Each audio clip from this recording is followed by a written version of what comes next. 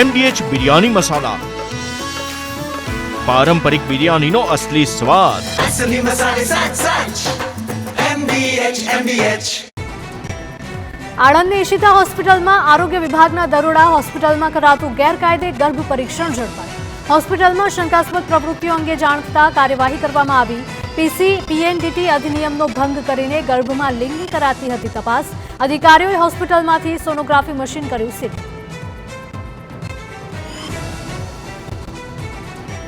સુરતમાં કાર ચાલકે એમ્બ્યુલન્સ સાથે કરી નફટાઈ. કાર ચાલકે એમ્બ્યુલન્સને સાઈડ ન આપી.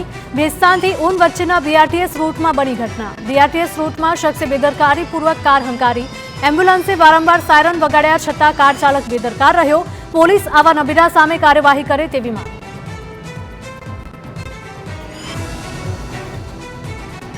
મહેસાણાના કડીના ઝાલોડા ગામમાં વરઘોડા પર થયો પથ્થરમારો. ઠાકોર સમાજની દીકરીના લગ્ન પ્રસંગે નીકળેલા વરઘોડામાં બબાલ થઈ.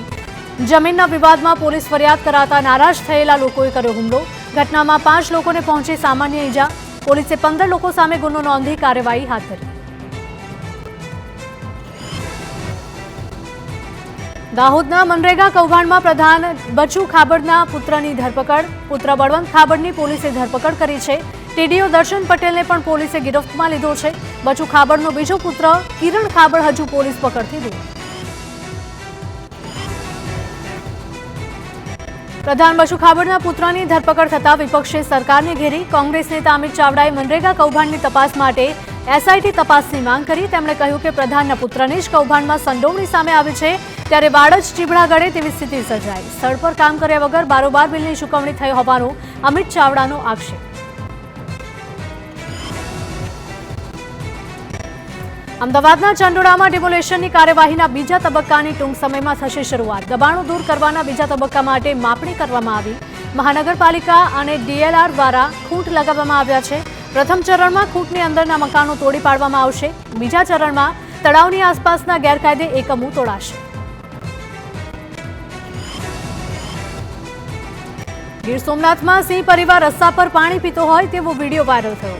રામપરા કુકરાશ માર્ગ ઉપર વનરાજ પરિવારના આટાફેરા. ગરમીમાં જંગલ વિસ્તારથી રસ્તા પર પાણી પીવા માટે આવી ચડ્યા હતા સાવજો. એક સિંહ અને 3 બાળ સિંહનો રાહદારીએ વિડીયો ઉતાર્યો.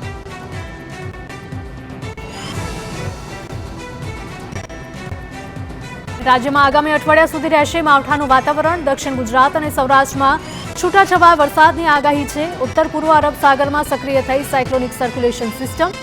રાજ્યમાં આ વર્ષે વહેલા ચોમાસાના આગમનની શક્યતા.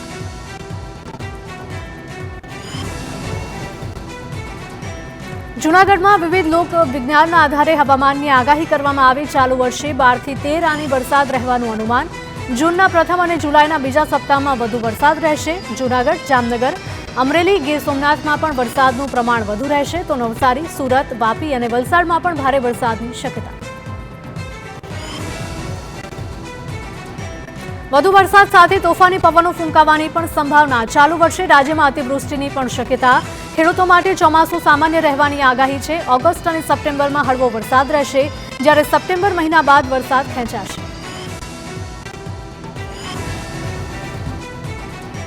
આગ વરસાવતી ગરમી વચ્ચે જામનગરનો આરોગ્ય વિભાગ એક્શનમાં. શહેરમાં બરફના કારખાના, ઠંડા પીણાના ઉત્પાદકો અને વિક્રેતાઓને ત્યાં કર્યું ચેકિંગ.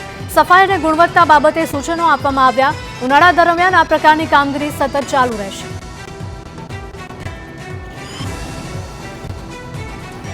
રાજકોટ મહાનગરપાલિકાના આરોગ્ય વિભાગે દામોદર ડેરી ફાર્મ સામે કાર્યવાહી કરી છે. 205 કિલો જેટલી અખાદ્ય મીઠાઈનો નાશ કરવામાં આવ્યો. ડેરીને સ્વચ્છ જાળવવા માટે નોટિસ પણ ફટકારવામાં આવી છે. સાથે જ અલગ અલગ સ્થળેથી આઈસ્ક્રીમના નમૂના પણ લેવામાં આવ્યા. સુરતના મેયરનું પ્રી મોન્સૂન કામગીરી અંગે કડક વલણ. મેયર દક્ષેશ માવાણીએ 20 દિવસમાં કામ પૂરું કરવા અધિકારીઓને આપ્યું અલ્ટિમેટમ. ચોમાસા પહેલા કામગીરી પૂર્ણ થઈ જશે તેવી મેયરે ખાતરી આપી. કહ્યું કે હાલ 50% કામગીરી પૂર્ણ થઈ છે. નીચાણવાળા વિસ્તારોમાં પાણી ન ભરાય તેની તકેદારી રાખવામાં આવશે. અમદાવાદમાં 15 દિવસ પહેલા પડેલા ભૂવાનું સમારકામ ખોરંભે ચડ્યું. સ્થાનિકોની ફરિયાદો હોવા છતાં નિરાકરણ ન આવ્યું. રસ્તાની વચ્ચે JCB મશીન પડી રહેલી સ્થિતિમાં છે જેથી ટ્રાફિક જામ સર્જાય છે. સામસામે વાહનો આવતા દરરોજ થાય છે બોલાચાલી. પ્રજાની તકલીફ સામે આંખ આડા કાન કરવાનું તંત્ર સામે આરોપ.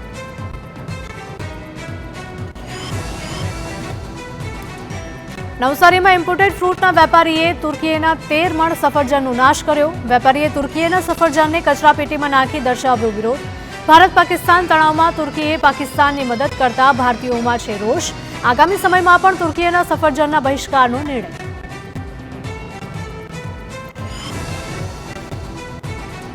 રાજકોટમાં સફાઈ કામગીરીમાં બેદરકારી બાદ મહાનગરપાલિકાએ કરી કામગીરી.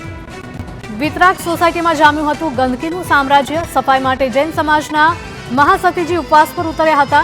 મહાસતીજી ઉપવાસ પર ઉતરતા તંત્ર દોડતું થઈ ગયું. પાલિકાએ તાત્કાલિક સફાઈ કામ હાથ ધર્યું. મહેસાણામાં નગરપાલિકા બન્યા બાદ 5 મહિનામાં જ કૌભાંડના આક્ષેપ ઉઠ્યા.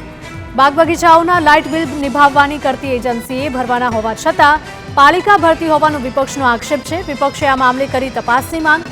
સાથે જ એજન્સીને બ્લેકલિસ્ટ કરીને તેની પાસેથી નાણાં વસૂલવામાં આવે તેવી પણ માંગણી કરી. વર્ક ઓર્ડરમાં ટાઈપિંગ ભૂલના કારણે ગેરસમજ થઈ હોવાનું પાલિકાનું રટણ.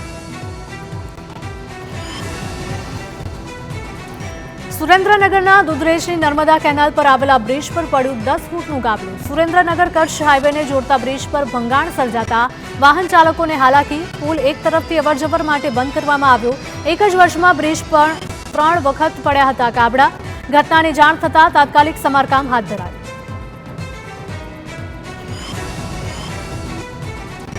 કેન્દ્રીય ગૃહપ્રધાન અમિત શાહ 3 દિવસ ગુજરાતના પ્રવાસે છે. આજે અમદાવાદ અને ગાંધીનગરમાં વિવિધ કાર્યક્રમમાં ઉપસ્થિત રહેશે.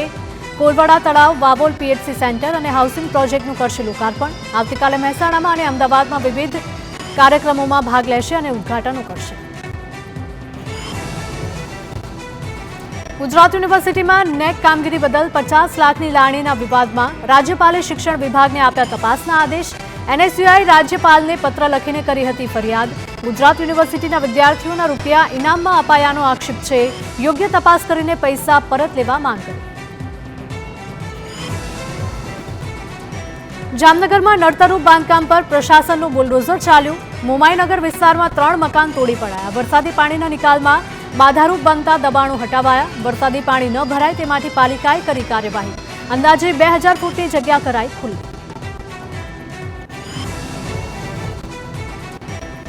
જામનગરમાં રાત્રે આકાશમાં શંકાસ્પદ રોશની દેખાતા લોકોમાં કુતૂહલ. ધ્રુવારમાં રાત્રે આકાશમાં અજાણ્યો પદાર્થ જોવા મળતા અનેક તર્ક વિતર્ક સર્જાયા. સ્થાનિકોએ તરત સુરક્ષા એજન્સીને જાણ કરી. ડ્રોન કે અન્ય ઉપકરણ ન મળતા લોકોએ લીધો રાહતનો શ્વાસ.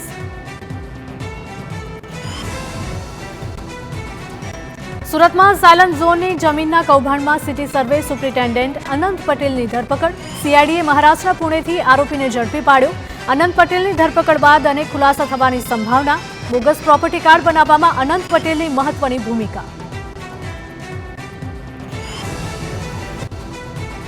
બનાસકાંઠામાં રેલવે ટ્રેક પરથી ક્લિપ કાઢી નાખનાર પોલીસના સકંજામાં આવ્યા. ભંગારનું કામ કરતા 2 શખ્સોએ 36 ક્લિપ કાઢી હતી. ક્લિપ કાઢ્યાના 15 મિનિટ બાદ જ આવવાની હતી ટ્રેન.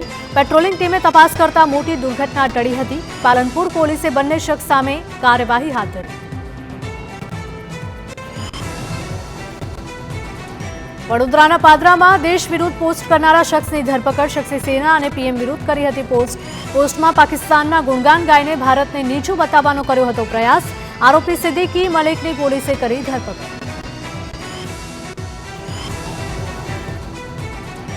સુરતમાં 2 બાળકીની છેડતી કરનાર આરોપીની ધરપકડ. ચોકલેટ આપવાના બહાને બાળકીને ઘરે બોલાવી હતી. આરોપીએ 5 અને 8 વર્ષની બાળકીઓ સાથે છેડતી કરી હતી. વાલીએ આરોપી સામે અડાજણ પોલીસ સ્ટેશનમાં નોંધાવી હતી ફરિયાદ. જે બાદ પોલીસે આરોપીની પણ ધરપકડ કરી તપાસ હાથ ધરી. સુરતમાં આરટીઓએ ઓવરલોડેડ વાહનો સામે કાર્યવાહી કરી છે. 8 ઇન્સ્પેક્ટર અને આસિસ્ટન્ટ ઇન્સ્પેક્ટરની ટીમે તારીખ 1 મેથી 15 મે સુધીના નાના મોટા 100થી વધારે વાહનોને ચલણ ઇસ્યુ કર્યા. 27થી વધારે વાહનો સામે દંડાત્મક કાર્યવાહી કરવામાં આવી છે. ત્યારે કુલ 31 લાખથી વધુની રકમનો દંડ વસૂલવામાં આવ્યો.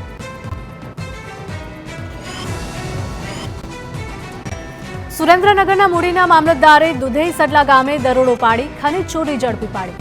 ચોટીલા પ્રાંત અધિકારીએ આપેલી સૂચનાને આધારે લેવાયા પગલાં. સફેદ માટીનું ગેરકાયદે થતું ખનન પકડાયું છે. મામલતદારની ટીમે સ્થળ પરથી ડમ્પર સહિત 70 લાખનો મુદ્દામાલ કર્યો જપ્ત.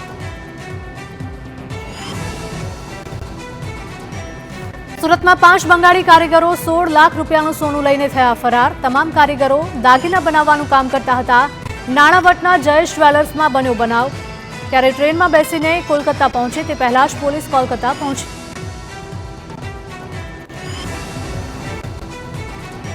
વાત હવે મહેસાણાની કરીએ કે જ્યાં વડનગરમાં રિક્ષામાંથી ગાંજો ઝડપાયો છે. રિક્ષા ચાલકની કરવામાં આવી ધરપકડ. એસએમસીએ પાડ્યો હતો દરોડો, જેમાં 17 કિલો 300 ગ્રામ ગાંજો કબજે કરવામાં આવ્યો. વડોદરાની હરણી ટ્રાન્સપોર્ટ ઓફિસ નજીક પીપમાંથી મળી દારૂની બોટલો. ટ્રાન્સપોર્ટના ઓથા હેઠળ દારૂની હેરાફેરીનો પર્દાફાશ થયો. પીપમાંથી 1702 વિદેશી દારૂની બોટલ જપ્ત કરવામાં આવી. કેમિકલ અને ભૂસા સાથે સંતાડાયો હતો દારૂ. પોલીસે એક આરોપીની ધરપકડ કરી વધુ તપાસ હાથ ધરી. વલસાડની ઉમરગામ જીઆઈડીસીમાં સ્ક્રેપ મટીરીયલમાં આગ લગાવતો શખ્સ સીસીટીવીમાં કેદ થયો હતો. સ્ક્રેપ અને વેસ્ટમાં આગ લગાવી શખ્સ ફરાર થયો. નાનકડી આગે જોતજોતામાં ધારણ કર્યું વિકરાળ સ્વરૂપ. આગ વધતા ફાયર વિભાગની ટીમે ઘટના સ્થળ પર પહોંચીને ભારે જહેમત બાદ આગ કાબૂમાં લીધી. કોણે આગ લગાવી તે અંગે તપાસ.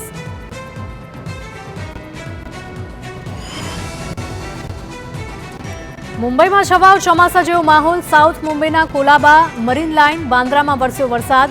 ભાઈખલા, પરેલ, લાલબાગ, દાદરમાં વરસાદી વાતાવરણ જોવા મળ્યું. અંધેરીથી બોરીવલી વચ્ચે પણ હળવો વરસાદ પડ્યો. 30 થી 40 કિલોમીટરની ઝડપે તોફાની પવન ફૂંકાયો. મુંબઈ એરપોર્ટ પરથી 2 શંકાસ્પદ આતંકીઓની ધરપકડ. અબ્દુલ્લા ફયાઝ શેખ અને તલ્હા ખાન સકંજામાં આવ્યા. એનઆઈએની ટીમે એરપોર્ટ પરથી બંને શખ્સને ઝડપી લીધા. બંને શખ્સો આઈએસઆઈએસના સ્લીપર મોડ્યુલ્સ હતા. વર્ષ 2023માં પુણેમાં થયેલા આઈડી પરીક્ષણ કેસમાં હતા વોન્ટેડ. શંકાસ્પદ આતંકીઓ લાંબા સમયથી ફરાર હતા. ઇન્ડોનેશિયાના જકાર્તામાં છુપાયેલા હતા આ બંને આતંકી. MDH કિચન કિંગ મસાલા રસોડામાં હોય તો આપણે કાંઈ પણ બનાવી શકીએ છીએ. રીંગણાનો ઓળો, બટેટા ફુલાવર, ભીંડી મસાલા અને બીજું ઘણું બધું. MDH